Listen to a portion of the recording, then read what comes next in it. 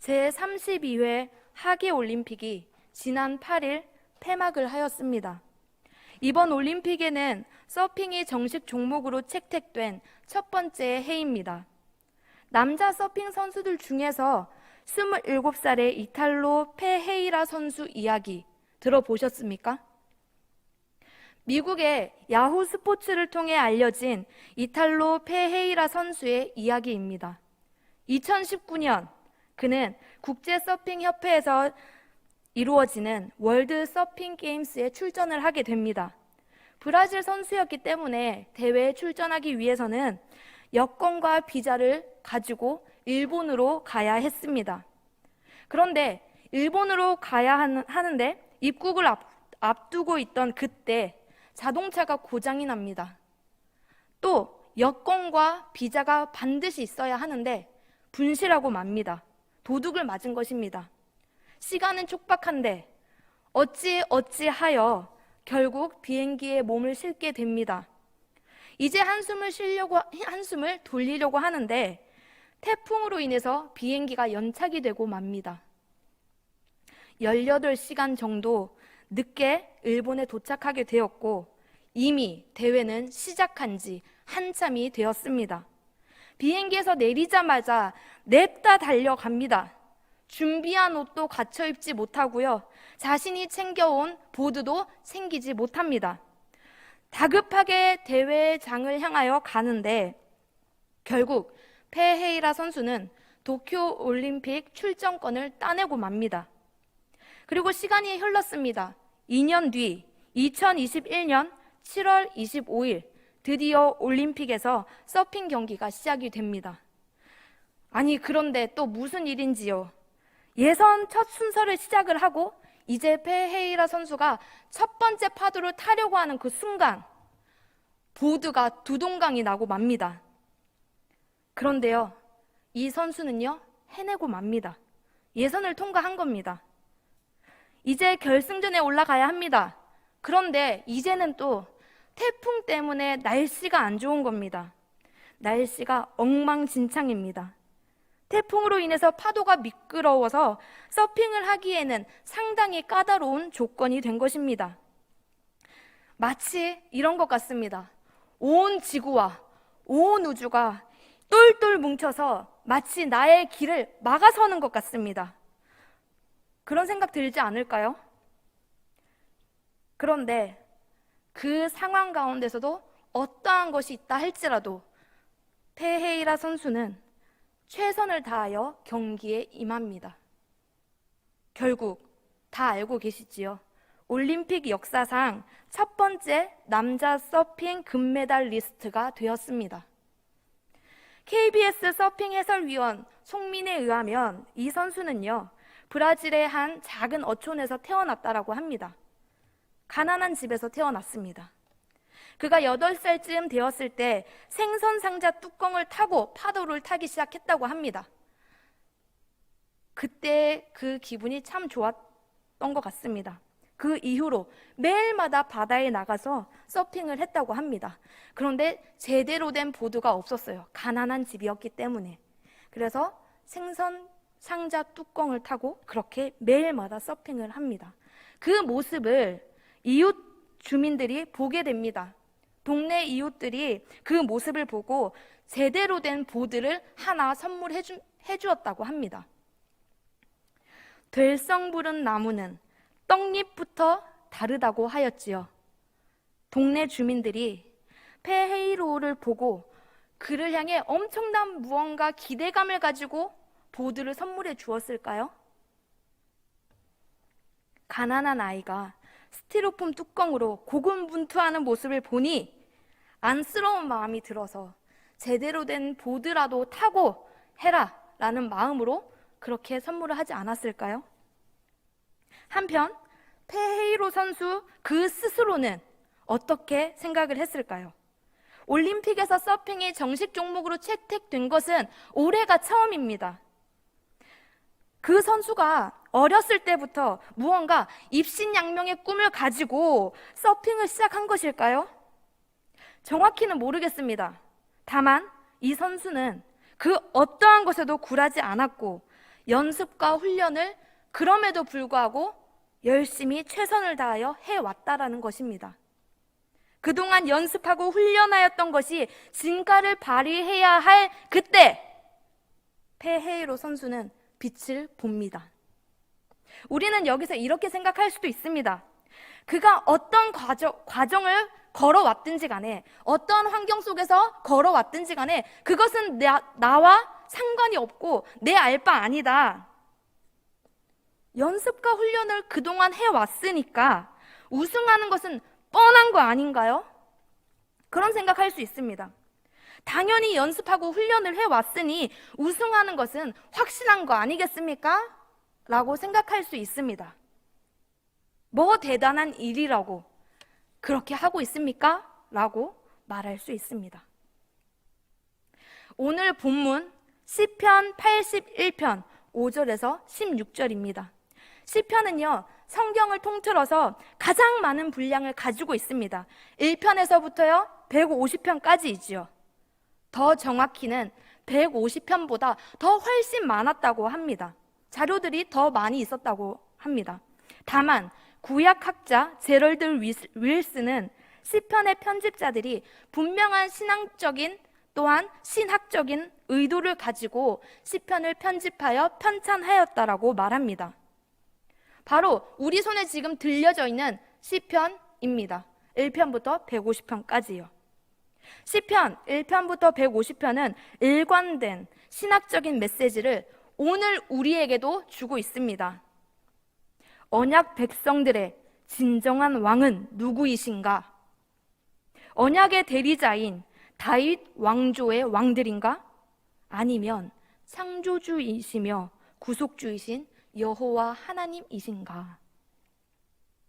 시편은 각각의 저자들의 노래를 모아서 페르시아 제국 치하에 살아가고 있던 유대인 공동체의 모임에서 편집한 성경책입니다.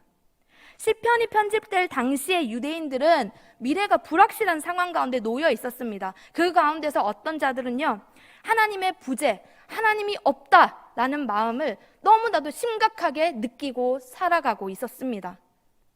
또 한편의 사람들은요, 하나님의 살아계심을 믿습니다. 그러나 실제로 나의 삶과는 상관없는 분, 하나님은 살아계시지만 실제 나의 오늘의 삶과는 상관없는 분이라고 생각하고 살아가는 사람들이 있었습니다. 또 한 부류의 사람들은요, 하나님이 살아계시든 하나님이 정말 없든 그것과 상관없이 그냥 지금의 상황 이대로 살다가 죽게 되겠다라는 생각에 사로잡혀 살아가던 사람들도 있었습니다. 사방으로 우겨싸여서 도무지 헤어나올 수 없을 것만 같은 현실 속에서 허우적거리며 살아가고 있던 사람들이 당시의 유대인들입니다. 이러한 사람들에게, 이러한 유대인들에게 시편은 외칩니다. 하나님은 여전히 살아계시고 그의 백성들을 돌보는 분이시다. 이제 그만 일어나서 하나님을 찬양하라. 시편은 크게 5권의 책으로 분류가 됩니다. 1편에서 2편은요 서론이기 때문에 두겠습니다. 3편부터 시작하여서 시편의 제1권이 시작이 됩니다.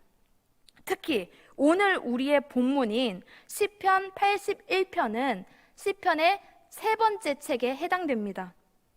제1권에서 제3권까지의 내용은 사람들이 하나님께 간청하여 얻은 인간 왕에 대한 내용을 다루고 있습니다.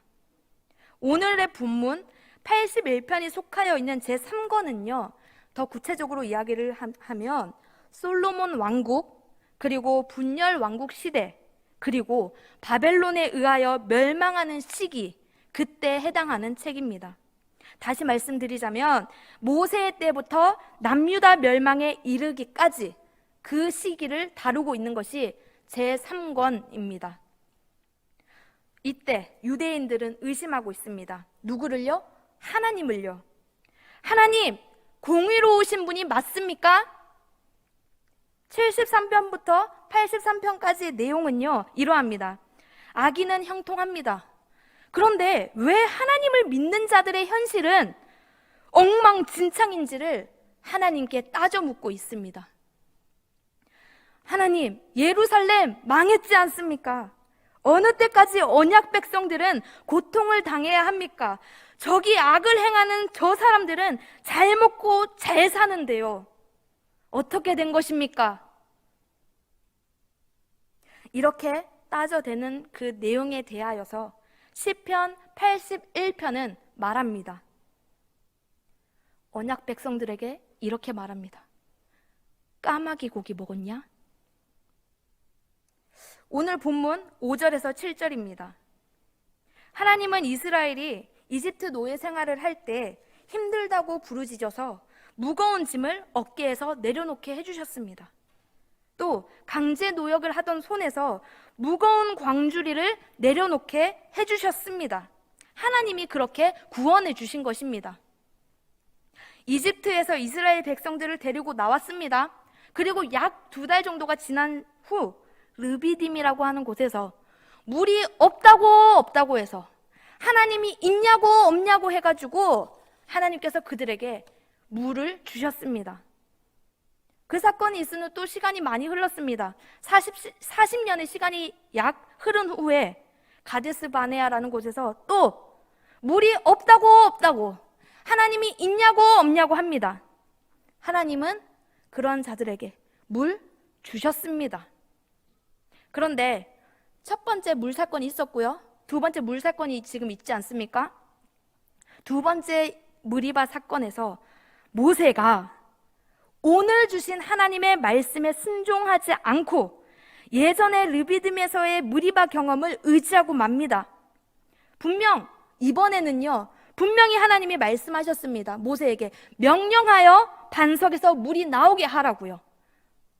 그러나 모세는 오늘 주신 하나님의 말씀보다 예전에 내가 똑같은 일을 경험했을 때 그 경험을 의지합니다. 그것에 순종하는 것입니다. 하나님께 순종하지 않았습니다. 그래서 지팡이를 치게 됩니다. 하나님은 이번에는 명령하여 물을 내라고 하셨는데 말입니다. 어제 순종했을지라도 오늘은 불순종한 것입니다. 우리는 추억할 수 있습니다. 그러나 오늘 주시는 하나님의 말씀을 새겨 들어야 하는 것입니다. 오늘 본문 8절에서 10절입니다. 하나님은요, 우리를 정말로 사랑하십니다. 여러분, 그런데요, 누군가가 나에게 항상 좋은 말만 해줍니까? 내가 잘못을 합니다. 잘못을 저질렀는데도 명확한 선에 대해서 알려주지 않습니까? 그렇다면 그러한 사람은 어쩌면 나를 정말로 사랑하는 것이 아닐 수도 있겠습니다. 잘못하면 반드시 싸워야 된다라고 하는 것이 아닙니다. 물론 믿어주고 기다려주는 것이 필요합니다. 하나님은 언제나 우리를 기다려주시지 않습니까? 하나님은 언제나 우리를 정말로 기다려주시고 인내해주시는 분이십니다. 그러나 여러분 기억하십시오. 히브리서 9장 27절입니다. 한 번 죽는 것은 사람에게 정해진 것이요 그 후에는 심판이 있으리니. 오늘 본문 8절에서 하나님은 명령하셨습니다. 이스라엘아, 정녕 나의 말을 들어라. 이어서 9절입니다. 다른 신을 모시지 말고 이방신에게 몸을 굽히지 말라고 말씀하십니다. 10절입니다. 제발 바르게 알라고 말씀하십니다. 너희를 이집트에서 인도하여 낸 것이 여호와 하나님이라는 것을요. 우리가 이런 말이 있죠. 우리가 돈이 없지 정이 없습니까? 이런 말 있지 않습니까? 적당히 좀 봐주고 적당히 눈 감아주고 그런 것 좀 필요하지 않습니까? 그런데 때로는 우리가 우리의 하나님을 생각할 때 하나님은 냉정한 분인 것 같습니다. 그런데요, 하나님은 분명하시고 확실한 분이십니다. 그런 분이시기 때문에 우리가 우리의 모든 것을 걸고 따를 만한 참된 가치가 있는 분이 아니겠습니까? 나의 말을 들어라 라고 하시는 하나님의 명령은요, 공수표가 아닙니다. 공허한 외침이 아닙니다. 뻔하지만 확실한 부르심입니다. 이스라엘에게는 하나님은요, 참으로 뻔한 하나님이십니다. 동시에 이스라엘에게 하나님은요, 확실한 하나님이십니다. 이스라엘의 부르짖음에 하나님은 응답하셨습니다. 애굽에서의 종살이로 힘들어 죽겠다고 했을 때 하나님은 애굽에서 그들을 데리고 나와 주셨습니다. 출애굽 후에 광야에서 물이 없다고 하나님 있냐고 없냐고 하니 하나님이 그들에게 물 주셨습니다. 불확실해서 눈에 보이는 것이 없어서 하나님이 내 눈에 보이지 않으니 불확실해서 불안해서 내가 죽겠다라고 하니 하나님께서 눈에 보이는 인간 왕을 이스라엘에게 주셨지 않습니까? 사울, 눈에 보이는 인간 왕 세워주셨지 않습니까? 이후에 이어서 계속하여서 왕들이 세워집니다. 다윗 왕조, 하나님께서 이스라엘의 소원대로 세워주셨지요. 언약 백성이니 하나님은 하나님의 하실 일들, 언약 백성들을 향한 책임 있는 그런 일들을 하나님은 정말로 하셨습니다. 그런데 오늘 본문 11절에서 12절입니다. 이스라엘은 언약 백성으로서의 책임을 다하지 않았습니다. 특히 12절에서 그의 백성이 완악한 대로 버려두어 그의 임의대로 행하게 하셨다는 것에 대하여 혹자들은 이렇게 생각할 수 있습니다. 하나님, 크고 위대하신 분 맞아요. 그런데 하나님 너무 무책임한 거 아닙니까? 그럼에도 불구하고 하나님이 백성들에게, 그의 언약 백성들에게 복 주셔야 하는 것 맞는 거 아닙니까? 라는 생각이 들 수 있습니다. 여러분, 저는 자녀를 아직 키워본 기억이 없습니다. 근데 여러분께서는 자녀를 키워보셨지요? 키우고 계시지요? 그런 적 혹시 있으십니까? 7살, 8살쯤 된 그 자녀를 데리고 외출을 합니다. 같이 길을 걸어갑니다. 그런데 어느 순간 보니 분명 처음에는 어린아이와 부모님이 함께 길을 걷고 있습니다. 그런데 어느 순간 이 어린아이가 혼자 길을 걷고 있는 것을 깨닫게 됩니다. 처음에는 분명 같이 있었는데 눈에 보이지 않습니다. 이제는 혼자 있어요. 그 사실을 알아차린 순간 이 아이의 심장은 철렁합니다.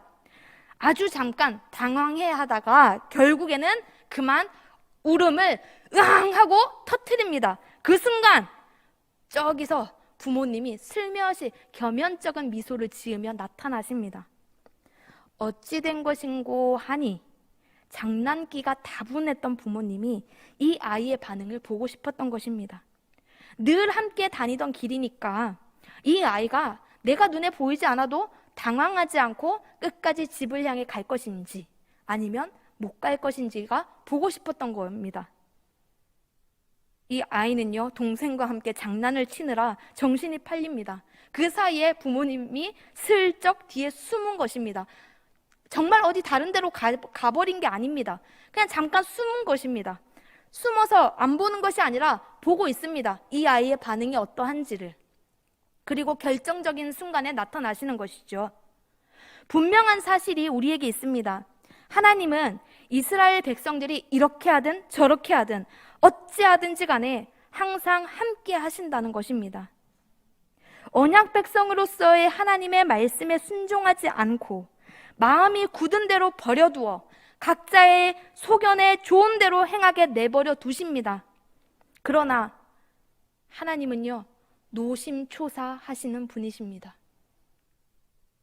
오늘 본문 13절에서 16절입니다. 하나님은 말씀하십니다. 나의 백성아, 제발 내 말을 들어라.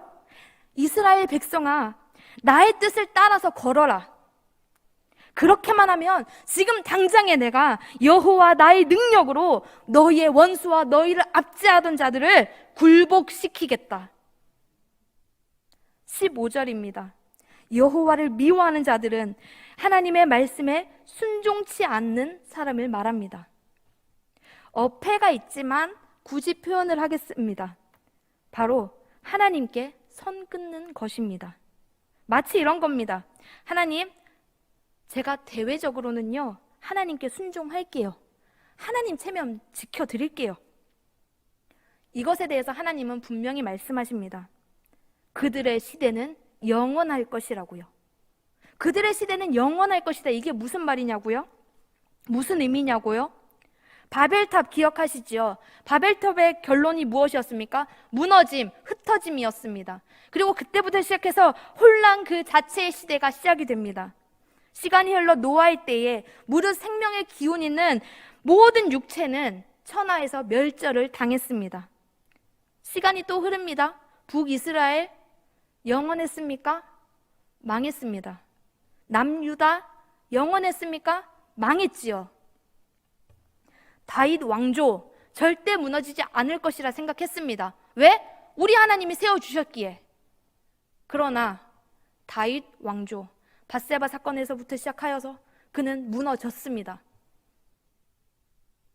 시온 불패 사상 무너졌습니다. 이어서 16절에서 또한 하나님의 말씀이 이어집니다. 다 멸망하여 희망을 도무지 꿈꿀 수 없다고 하는 그 상황에 있을지라도 순종하는 나의 언약 백성들에게 하나님은 기름진 밀, 즉 최상품을 누리게 할 것이고 들에서 바위에서 꿀을 내어서 배부르게 하실 것이라고 말씀하셨습니다. 불가능한 것 가운데 가능을 경험하게 할 것이라고 하나님이 약속하신 것입니다. 하나님을 찬양하는 내용은 결코 공허한 것이 아닙니다. 하나님을 찬양하는 내용은 뻔하지만 확실한 것입니다. 역사가 분명히 있지 않습니까? 구원의 역사를 분명히 가지고 있는 언약 백성이지 않습니까? 인간 왕, 사람들이 달라고 해서 주신 하나님께서 세워주신 인간 왕, 그들에게는 한계가 있습니다. 제한점이 너무나도 많이 있습니다. 사울도 다윗도 솔로몬도 결국 모두가 실패하고 말았지요.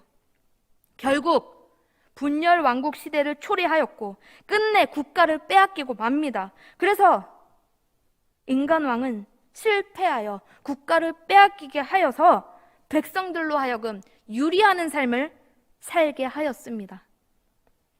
그러나 하나님은 여전히 언약 백성의 왕으로서 그들과 함께 하셨습니다. 이스라엘은 희망이 없는 것 같았으나 하나님이 약속한 회복을 실제 역사 가운데 경험했습니다. 에스라, 느헤미야 등등 성경을 한번 읽어보면 우리가 알 수 있지 않습니까? 포로 귀환의 역사가 그들에게 있지 않습니까? 이탈로 페헤이로 선수는 자신에게 몰아닥치는 어떠한 상황에도 굴하지 않았고 자신의 일을 해야 할 바를 해왔습니다. 정말로 온 지구와 온 우주가 이탈로 페헤이로 선수를 마구마구 움츠러들게 하고 무시하고 옴짝달싹 못하게 찍어 누르려는 것만 같았습니다.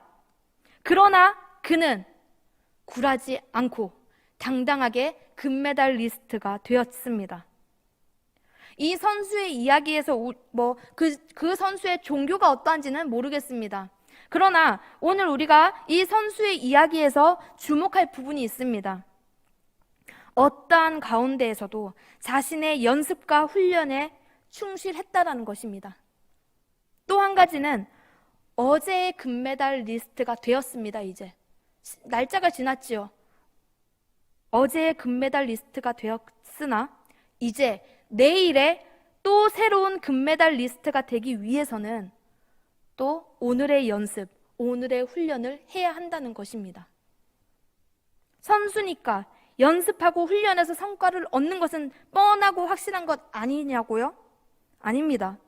연습과 훈련의 반복은 말처럼 그렇게 생각보다 단순하거나 쉽지 않습니다. 중앙방역대책본부의 발표에 의하면 오늘 코로나 신규 확진자가 2,145명이라고 합니다. 작년부터 시작하여서 올해까지 2년만 좀 참으면 되겠지라고 생각했습니다.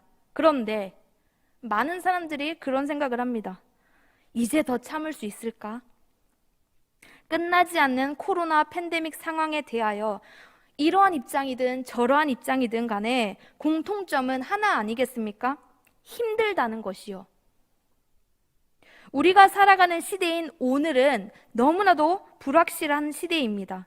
비단 코로나 팬데믹 뿐이겠습니까?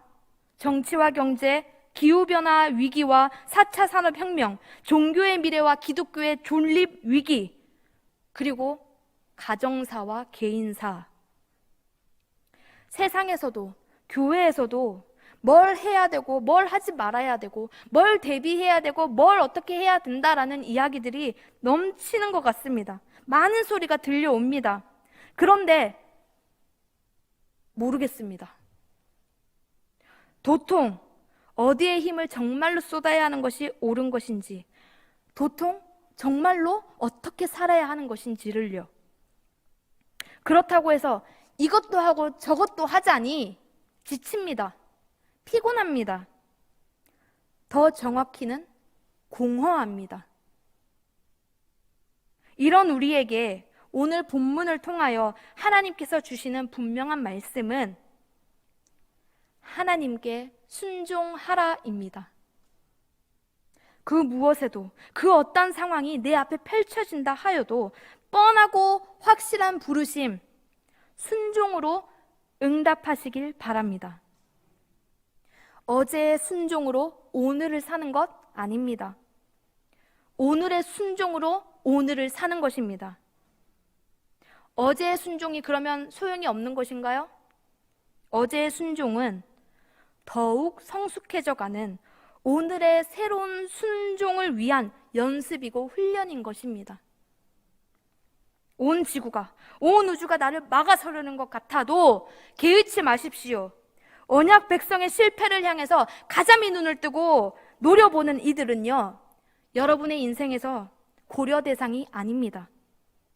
언약 백성의 실패에 대하여 노심초사하시며 끊임없이 살 길을 열어주시고 말씀해 주시는 하나님이야말로 언약 백성의 인생에 있어서 참된 고려 대상인 것입니다.